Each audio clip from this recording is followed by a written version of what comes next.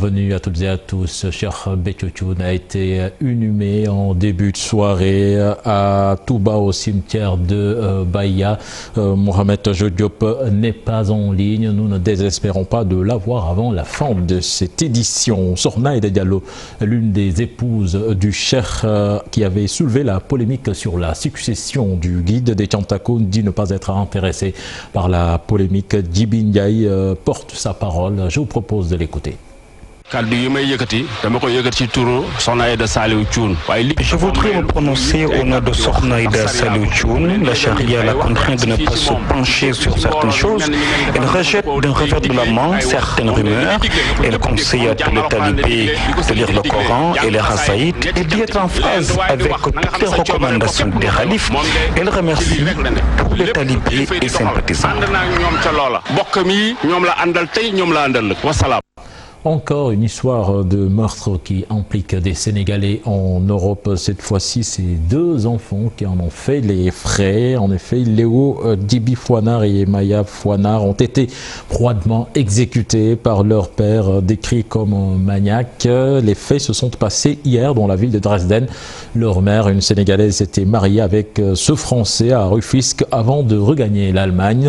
Le couple avait finalement fini par se séparer. Le mari, qui a mûri son plan pour se venger de son ex-épouse, a profité des 2 jours de garde de ses enfants pour les assassiner. Selon Dakar Actu, la maman, voulant sauver ses enfants, a été aussi blessée par le mis en cause, actuellement interné à l'hôpital. La femme n'a pas eu la vie sauve que grâce à l'intervention rapide des voisins. Je vous le disais dans les titres de cette édition, haut sur le prix du billet pour la Mecque. Il passe de 1,185 000 francs CFA à 1,291 cette année, en fait, qui n'est pas du goût des pèlerins. Le ministre des Affaires étrangères rassure et insiste sur le respect du cahier des charges. Je vous propose là-dessus de suivre cet élément. Tout doit être prêt pour que les pèlerins effectuent le Hajj dans les meilleures conditions. Dans ce cadre, le ministre des Affaires étrangères a fait l'état des lieux lors de cette visite. Le gouvernement a décidé que le prix va rester à 2,6 millions. Maintenant, il y a des billets qui sont déjà émis et vendus. Nous pensons, concernant Flynas, il est impossible aujourd'hui, en tout cas très difficile, d'engager des discussions pour revoir ces prix à la baisse. Tout juste après le pèlerinage, le gouvernement a déjà reçu des instructions pour engager des discussions avec les autorités saoudiennes pour le pèlerinage à venir et pouvoir choisir déjà des locaux qui soient très proches des principaux lieux saints. Sur 12 000, donc les 10 000, les pèlerins, les 10 000 pèlerins, le secteur privé va les convoyer. Mais nous demandons là à la commission, à la délégation, de traiter les Sénégalais au même pied. Je pense que cela me semble être important, qu'ils soient convoyés par le secteur privé comme par le secteur public, et de veiller maintenant au respect du cahier des charges. Par ailleurs, le représentant du secteur privé met l'accent sur le package qui n'est pas du tout à la faveur des pèlerins. Vous savez que le transport constitue un élément important du Hajj, dans l'organisation du Hajj. Donc on a demandé au ministre de revoir à la baisse le prix de Flynas qui est à 1,291 000 alors que l'année dernière le prix était à 1,085 000. Mais le ministre nous a répondu que pour cette année c'est trop tard, mais l'année prochaine on fera le maximum pour essayer de sécuriser effectivement le prix du transport. Une particularité du Hajj de l'année 2019, première édition proposant des carnets de guides spirituels aux pèlerins sont disponibles. Le tout dans le sens d'effectuer le Hajj dans les normes de l'islam. Merci à vous Aïssatou Gueiba. Je vous l'annonçais en début de journal, Cheikh Béthio Thioune a été inhumé en début de soirée à Touba. Nous sommes en ligne avec Mohamed Diop. Diop, bonsoir. Bonsoir, cher Tidiane. Alors Mohamed Diop, Cheikh Béthio Thioune repose désormais au cimetière de Bahia. Bakia, sa dernière demeure. Il a été inhumé en effet aux environs de 19h. Cheikh Béthio a été accompagné par une foule immense, déchaînée et parfois même proche de l'hystérie. Après l'arrivée de la dépouille à 17h36 dans la cité religieuse de Touba, dans une dépouille, dans une ambulance rouge de la Brigade nationale des sapeurs-pompiers, les préparatifs se sont poursuivis au niveau des anciens cimetières de Touba. C'est après la prière mortuaire dirigée par l'imam Serigne Fallou Mbacké Abdoul Khadr que l'impressionnant cortège qui accompagnait Cheikh Béthio s'est ébranlé direction Bakia. Il faut noter également, Cheikh Tidiane, que des échauffourées ont été notées au niveau de Bakia. Les Tiantakoun, les disciples de Serigne Cheikh Béthio Thioune, une centaine, ont continué à réclamer l'inhumation du Cheikh Ahmadou Salam. Dans ce méli-mélo, Cheikh Khadim Thioune, fils du Cheikh, a été pris à partie par quelques Tiantakoun, mais sans grand dégâts.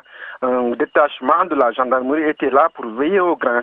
Finalement, l'enterrement s'est déroulé sans gros problème. Cheikh Tidiane Diaw. Merci à vous, Mohamed Tajodiop. Certainement, nous y reviendrons dans nos prochaines éditions. Nous parlons de tout à fait autre chose. Examen du CFE. 1174 candidats n'ont pas de pièce d'état civil au niveau de l'académie de Pikine Guédiawaye. Au total, ces candidats recensés dans 4 inspections d'éducation et de la formation sont au nombre de 330 591. Au niveau de Dakar Plateau aussi, ces cas d'irrégularité sont notés. Mais à l'école Alieko Dundoy où nous sommes allés, les dossiers sont en bonne voie. Seuls 3 élèves n'ont pas encore d'extrait de naissance. Un reportage à suivre, un reportage qui est déjà prêt, signé à Maïmouna Ndiaye et Diafaraba. École Alieko Dundoy de la Gueule Tapée. Dans cet établissement, toutes les dispositions sont prises pour un bon déroulement de l'examen du CFE. Sur 60 candidats, seuls 3 élèves manquent de pièces d'état civil. Via l'inspection, on nous a demandé alors de demander aux parents de constituer un dossier pour les enfants qui ne disposent pas d'extrait. Alors, et ça fait, le dossier est fait, c'est envoyé, c'est entre les mains donc, du juge et c'est en bonne voie. Des cas à régulariser. À l'académie de Pikine Guédiawaye, on compte 1174 cas sur 330 591 candidats. Ces candidats sont répartis dans 119 centres. Maintenant, parmi ces candidats, il y a certains qui, au moment où je vous parle, n'ont pas encore de pièces d'état civil.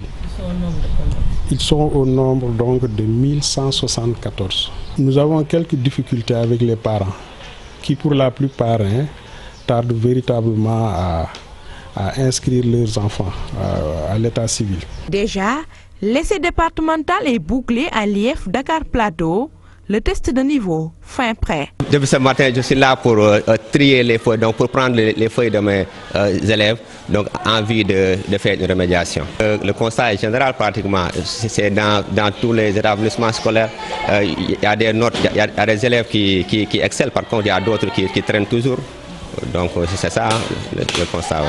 En attendant, les épreuves du certificat de fin d'études élémentaires prévues les 18 et 19 juin 2019. La communauté musulmane en plein dans le mois de Ramadan. Zoom à présent sur ces femmes qui, en ce mois béni de Ramadan, n'attendent rien de leur conjoint.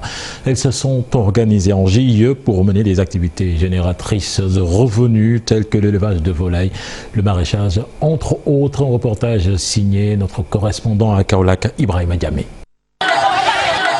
Les femmes de Kersosé ne fléchissent pas en dépit de la forte canicule qui sévit durant cette période du mois de Ramadan. Elles poursuivent leurs activités de transformation, d'élevage et de tontine. Le chef groupement a son poulailler dans sa maison qu'il gère lui-même. C'est comme ça que nous travaillons. Nous disposons même d'une somme de 8 millions de francs CFA dans nos caisses. Aujourd'hui, nous avons donné à chaque membre une somme de 30 000 francs CFA pour les frais du mois de Ramadan. 3 millions, il manque tout. Et c'est grâce à leurs activités également qu'elles font adhérer leurs membres aux mutuelles de santé pour la couverture maladie universelle.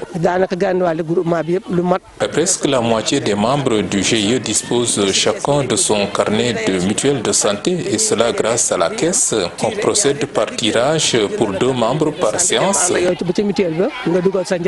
Seulement jusque-là, elles attendent toujours les financements de la délégation à l'entrepreneuriat rapide. Nous avons besoin bien évidemment des financements que l'État octroie parce que nous n'avons pas d'unité de transformation en tant que transformatrice et nous avons également besoin d'une salle de réunion parce que nos rencontres, on les tient au foyer à l'air libre, donc cela est une nécessité. Les femmes de Keur Socé ne font pas que de la transformation, la production est en amont. Elles disposent d'un verger d'arbres fruitiers où elles pratiquent le maraîchage, mais la clôture de ce verger fait défaut, c'est pourquoi elles demandent un appui. Ibrahima Diamé Pakao, une contrée située dans la région de Sédhiou qui regroupe plusieurs villages religieux. La localité est très célèbre à cause de la religion et des miracles qui s'y produisent. Une zone fréquentée par des personnalités venues de partout dans le monde et les lutteurs aussi. Nos correspondants Bakary Conté et Khalid Diamé reviennent ici sur l'historique du Pakao. Correspondance. Le Pakao est composé de plusieurs villages religieux, une zone fréquentée par des lutteurs présents d'Afrique et d'autres personnalités venues de partout dans le monde. Le Pakao est une localité très mystique. Alors, d'où vient ce nom Pakao? Ici, la zone-là était dirigée, était commandée par les Baïnouk.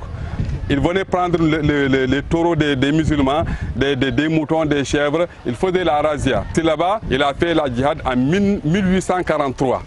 1843 qu'il a combattu ces Baïnouks-là. C'est depuis ce jour-là qu'on a installé le nom Pakao. Les gens disent Pakao, mais ce n'est pas Pakao, c'est Al-Bakao. Al-Bakao, c'est-à-dire Baka. D'ici la fin du monde, c'est l'islam qui va rester ici. Avant, ces villages religieux portaient le nom de Kandesa. D'autres parlent de Kandema. La zone s'appelait Kandensa, donc on dit c'est Kandema. Mais je crois que le mot Kandema peut être en tout cas authentifié parce que même la chanson des circoncis dans le bois sacré, on dit cela au Kandema. Dar Silame Pakao, l'un des plus anciens villages du Pakao, ici on y trouve l'arbre mythique du Pakao. C'est ici qu'on faisait les jugements par la loi islamique du Coran. Donc c'est ici sous l'arbre là. L'arbre là symbolise tout pour le Pakao, pour la Casamance, pour la religion musulmane. Et cette djihad-là n'est pas une djihad anodine. Un autre patrimoine, la grande mosquée de Dar Silam. Les gens craignaient les non-musulmans qui venaient détruire tout ce qui est édifice, en tout cas de culte musulman. Donc c'est pourquoi ils ont mélangé ça avec... C'est un poste mystique. Ils ont écrit tout le Coran en eau bénite.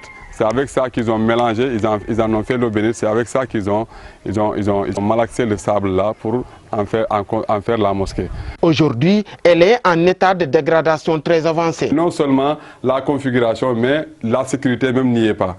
Parce que le toit commence à s'effondrer avec l'âge là, donc nous ne sommes pas en sécurité dans cette mosquée là. La famille de Sillaba, de Sunkutu Silla, demande la modernisation du village religieux de Dar Salam Pakao.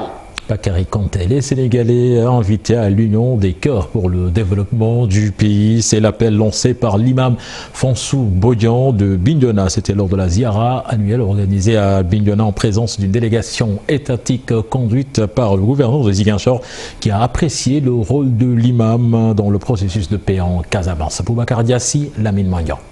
La Ziara de l'imam Fansou Bodian de Bignona, une occasion saisie par le gouverneur de Ziguinchor pour apprécier à sa juste valeur l'important rôle que joue cet imam dans le processus de paix en Casamance.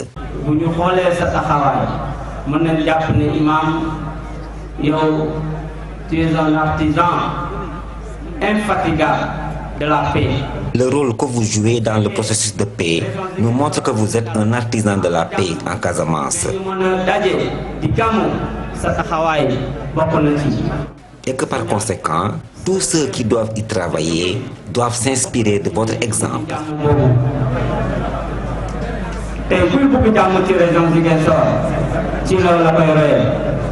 L'imam Fansou Bodian apprécie le soutien de l'État.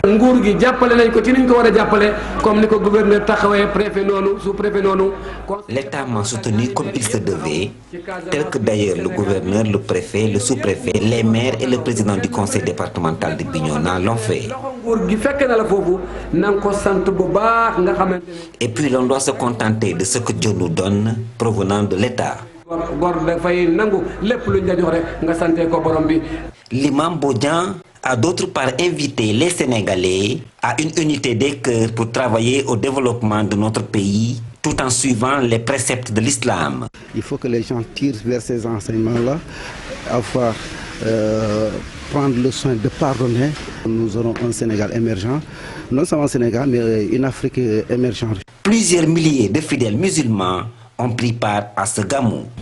Politique à présent, cadre paritaire, c'est bien, mais l'essentiel, c'est de bâtir un consensus autour de l'organe qui doit conduire ces concertations. C'est du moins l'avis de Moundiaï Cissé qui s'est prononcé sur le démarrage du dialogue politique. Le directeur de l'ONG 3D magnifie cependant la présence d'une partie importante de l'opposition. Il l'invite à venir avec des contre-propositions. Je vous propose de l'écouter au micro d'Alassane Ba et Ababakar Kamara. Déjà, ce que nous magnifions, c'est déjà cette constante que nous avons constatée, qui est la volonté partagée de tous les acteurs à aller au dialogue. Parce qu'on a vu qu'une frange importante de l'opposition dite radicale est venue participer. C'est vrai, il reste un peu 2 ou autres coalitions qui ne sont pas encore là. Et nous pensons que peut-être que si les conditions sont réunies, elles vont venir intégrer le dialogue. Déjà, c'est cette constante-là qu'il faut magnifier. Et cette volonté également du ministère de l'Intérieur d'aborder toutes les questions sans tabou. Je crois que quand on voit l'avant-projet des TDR, on voit que toutes les questions sont inscrites à l'ordre du jour. Et on est allé même plus loin, je pense, en disant que toute autre question qui pourrait faire l'objet qui pourrait intéresser les acteurs. Je crois que déjà ça, c'est une bonne démarche. Il faudrait maintenant, ce qui reste à mon avis, à l'opposition, de venir avec des contre-propositions. Oui, moi je pense que le cadre paritaire, c'est-à-dire la commission paritaire, ça a existé dans le temps, ça a donné des résultats. Le cadre de concertation là a montré ses limites. Aujourd'hui, on peut arriver à trouver un consensus autour de l'organe qui doit conduire et modérer ce processus-là. Je dis donc que rien n'est encore fermé. Dès lors que les gens se retrouvent, il y a toujours possibilité de trouver des accords. Ce qui était difficile, c'est que les gens ne se retrouvent pas. Je crois que de la discussion jaillit la lumière. Santé à présent, célébration ce 10 mai de la journée mondiale du lupus, une maladie auto-immune peu connue du grand public, une maladie qui peut affecter plusieurs parties du corps et se manifeste au début par des douleurs articulaires et les difficiles, voire impossibles à soigner. Le docteur Soyibou Ndongo, qui était l'invité de 13h, nous parle de la pathologie. Le lupus est une maladie systémique auto-immune, systémique dans le sens où c'est une maladie qui est diffuse, qui peut intéresser plusieurs organes, auto-immune parce que liée à la production par le système immunitaire de l'organisme de ce qu'on appelle des anticorps dirigés contre malheureusement cet individu. Et c'est ça qui est responsable des principales manifestations que nous avons dans le cadre de la maladie lupique, qu'on appelle aussi le lupus systémique. Les symptômes au début sont essentiellement dominés par l'atteinte articulaire, c'est-à-dire des douleurs articulaires qui sont des douleurs inflammatoires, c'est-à-dire qui surviennent la nuit et qui sont responsables d'un enraidissement des articulations qui sont atteintes. Ensuite, à côté des atteintes articulaires, on a ce qu'on appelle les signes cutanés qui sont également au devant de la scène. C'est une maladie qui est incurable dans la mesure où il n'y a pas un traitement radical, sauf bien sûr dans les formes qui sont induites par la prise d'un médicament. En ce moment, si on arrête le médicament, la maladie s'arrête.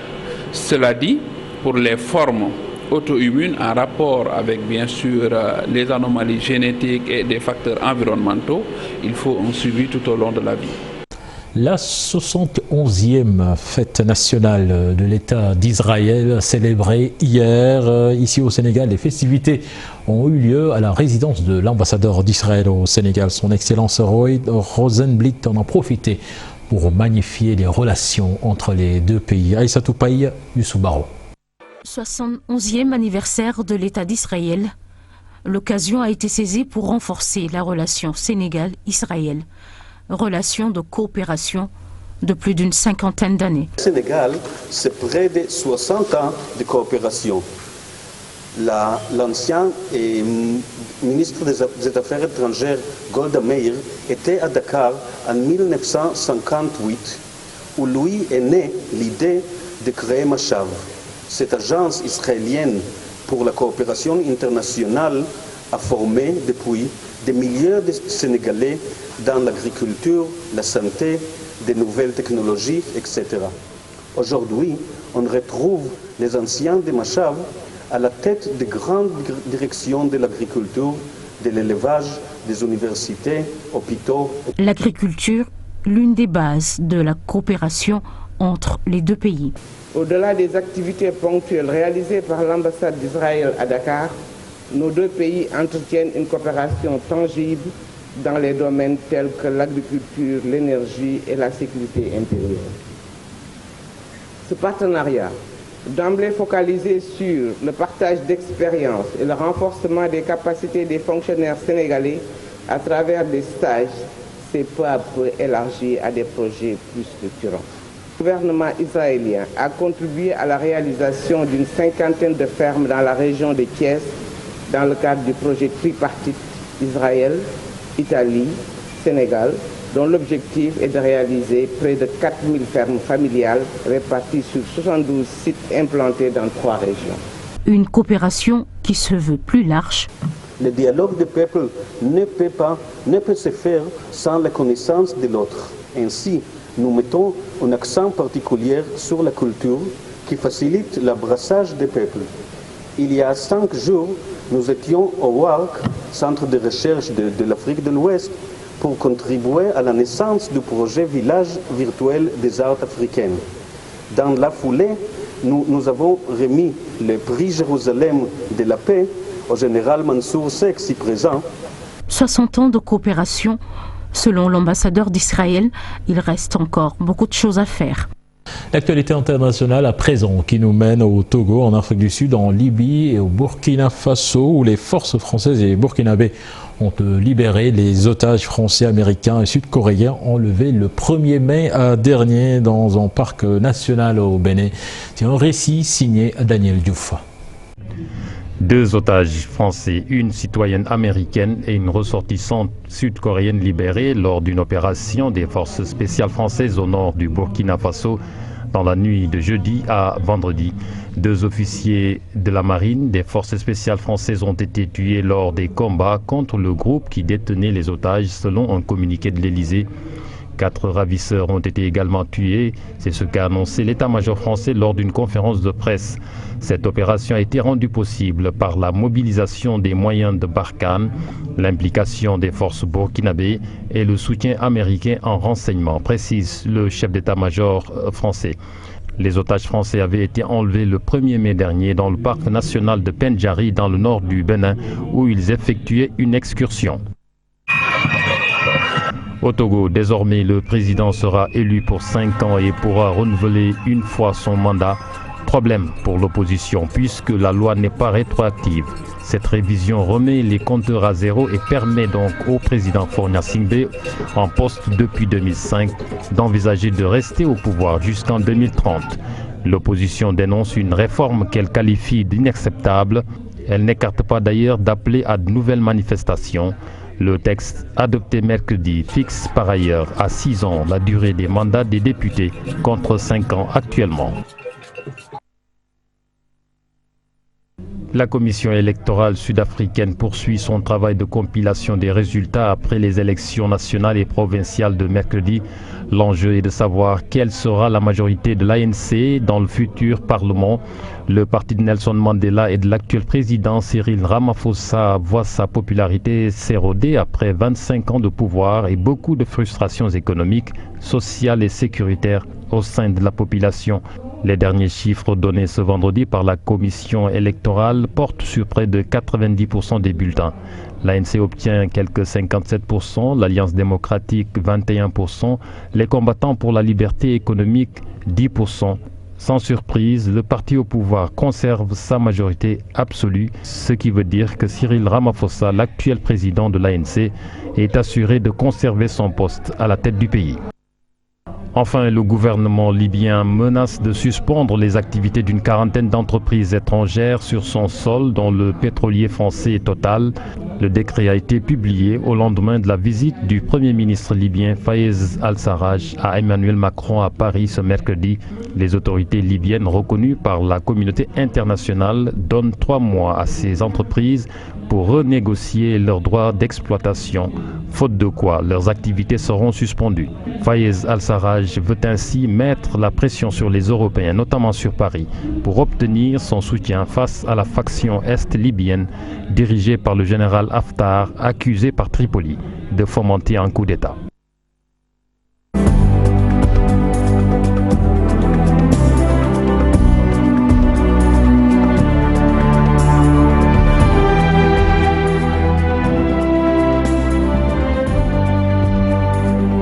Démarrons avec du football mondial U20. Les Lionceaux ont reçu ce vendredi des mains du ministre des Sports le drapeau national. Matarba a demandé au poulain de Youssouf Dabo de ne pas se fixer de limite en Pologne. Je vous propose de l'écouter. Ces propos sont recueillis par Fatou Bintou Conté et Pape Sangoné Mbaye.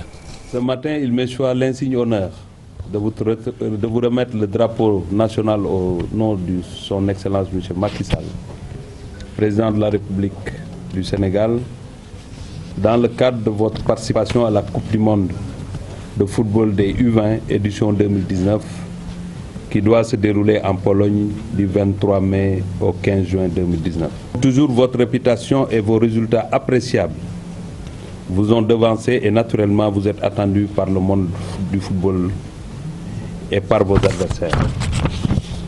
Rappelez-vous qu'en 2015, vous avez été demi-finaliste de cette compétition et votre ambition minimale, notre ambition minimale est de jouer la finale et pourquoi pas la gagner.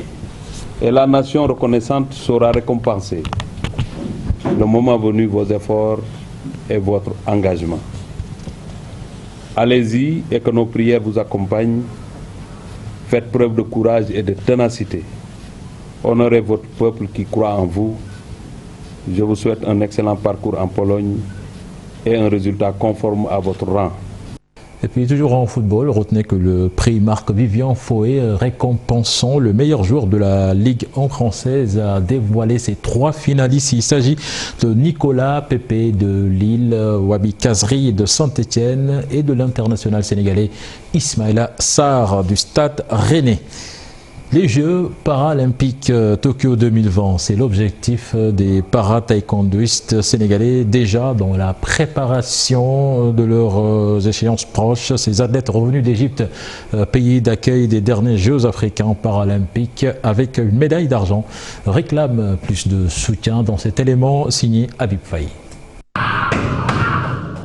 Le para-taekwondo du Sénégal vise une qualification aux Jeux olympiques de Tokyo 2020. Mise en confiance par la médaille d'argent décrochée par Abdouba aux Jeux africains en Égypte, les para-taekwondoïstes sénégalais se montrent déterminés. Nous avons un objectif vraiment pour être qualifiés aux prochains Jeux olympiques de Tokyo en 2020. C'est pourquoi on est prêt pour participer aux Jeux qui vont venir gagner notre chance, quoi. On s'entraîne chaque jour, on s'entraîne du lundi au samedi, sauf le dimanche. De bonnes conditions de préparation et des appuis financiers, c'est tout ce qu'ils réclament pour réussir leur pari. Il y a des athlètes un peu plus de 10 et on veut tous aller gagner notre chance là-bas en compétition. Donc il nous faut des billets pour que tout le monde aille participer quand même. La plupart des gens sont des étudiants, il y a des ambulants, il y a d'autres qui ne font rien. Les situations sont un peu difficiles, vraiment. Il faut qu'ils nous appuient à persévérer, quoi. Exemple pour leur refus de faire la manche, les para-taekwondoïstes ont des défis à relever d'ici les Jeux Olympiques de 2020. Je cite le ministre de recevoir pour au moins qu'il voit qu'est-ce que ça veut dire le para-taekwondo, parce qu'il ne le connaît pas. On a des points à chercher pour les Open, pour qualifier sur les Jeux Olympiques. On nous a donné beaucoup d'informations que vous avez une équipe que vous pouvez qualifier pour les Jeux Olympiques. Inch'Allah. Tous des sportifs démunis d'un membre inférieur ne comptent pas se laisser faire. Ces para-taekwondoïstes dégagent toute idée de discrimination dans le sport. Merci à vous, Habib Faye, cher Sadibou Diarra. C'était le dernier élément de ce journal. Prochain rendez-vous pour l'information, ce sera à 0h avec le tout en images. Excellente suite de programme en compagnie de la TFM. Au revoir.